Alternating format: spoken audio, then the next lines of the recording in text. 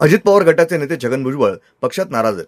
राज्यसभेवर न पाठवल्यानं छगन भुजबळ यांनी नाराजी व्यक्त केली आहे. त्यातच समता परिषदेनं भुजबळ यांना वेगळा निर्णय घेण्याचा आग्रह धरलाय. या सर्व चर्चा असतानाच शरद पवार गटाचे आमदार रोहित पवार यांचं मोठं विधान समोर आलंय.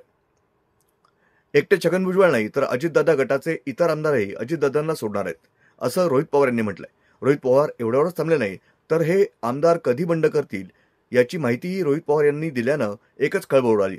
गेल्या काही दिवसांपासून मंत्री छगन भुजबळ पक्ष सोडतील अशा चर्चा सुरू आहेत. त्यावर आमदार रोहित पवार यांनी सूचक विधान केलं आहे. मी अजित पवारांसोबत नाही तर राष्ट्रवादीसोबत आहे, असं विधान छगन भुजबळ यांनी केलं होतं.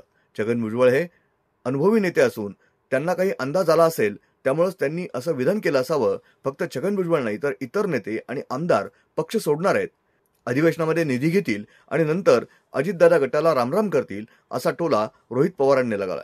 ब्युरो रिपोर्ट, न्यूज डेस्क, महानगराची लाईफलाईन, मेट्रो न्यूज.